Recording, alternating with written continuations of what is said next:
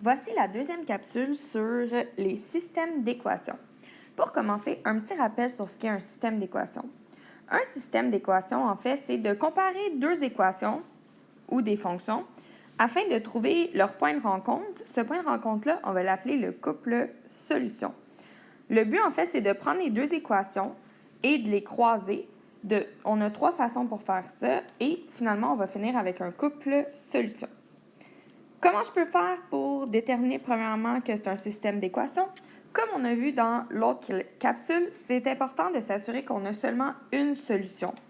Pour avoir une solution, il faut que les deux règles n'aient pas le même taux de variation et n'aient pas non plus la même valeur initiale.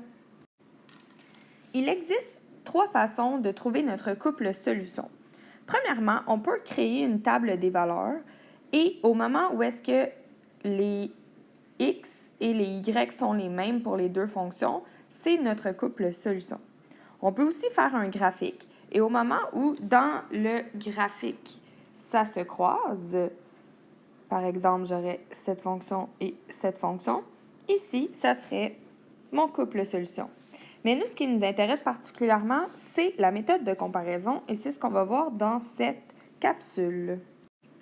Comment faire pour trouver le couple solution grâce à la méthode de comparaison? Vous avez ici la démarche que je vais vous donner en exemple. La première chose qu'on doit faire, c'est poser une égalité entre deux équations. Donc, je prends mon équation 1 et je mets un égal et je prends mon équation 2. On va aller se faire un exemple en dessous. Je n'utilise pas le y quand je vais poser mon égalité, je vais seulement travailler avec les x pour la première étape. Ça veut dire que moins 4x plus 4 est égal à 4x moins 4. Ensuite, je suis rendue à mon étape 2, qui est simplement d'aller isoler la variable x comme on a travaillé auparavant. La première chose que je dois faire quand je veux isoler ma variable, c'est de mettre les x tout ensemble. Alors, je vais y aller de ce côté-ci. Alors, plus 4x plus 4x, il me reste de ce côté-ci 4 est égal à 8x moins 4. Ensuite, plus 4 ici, plus 4 de ce côté-ci. Il me reste 8 est égal à 8x. Finalement, il me reste seulement à diviser par 8, diviser par 8. Donc, x est égal à 1. J'ai terminé mon étape 2, j'ai trouvé la valeur de x. Maintenant que j'ai terminé l'étape 2 et que j'ai trouvé la valeur de x qui est 1, je suis rendue à l'étape 3. Cette étape, on me dit, une fois que j'ai trouvé la valeur de x, je dois déterminer la valeur de la variable dépendante, qui dans ce cas-ci est y. Pour ce faire, je dois remplacer la valeur de x dans une des deux équations. Alors, ici, j'ai mes deux équations. Mes deux équations, ils se croisent. Ça veut dire qu'ils ont la même coordonnée. Peu importe l'équation, si je choisis l'équation 1 ou l'équation 2, ça devrait donner la même chose. On va aller faire un test.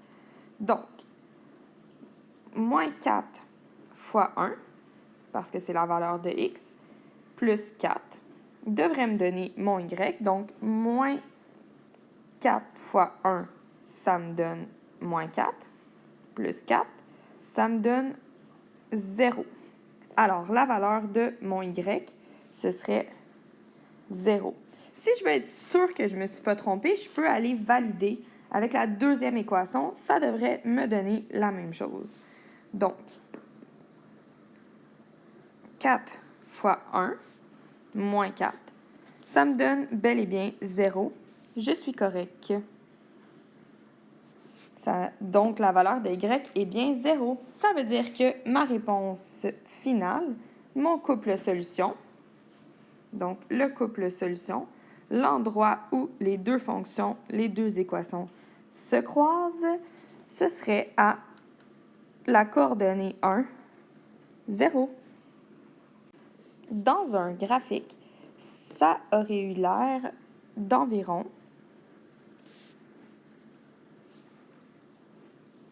comme ça ici. Et c'est le point où ça se croise, ça serait 1, 0.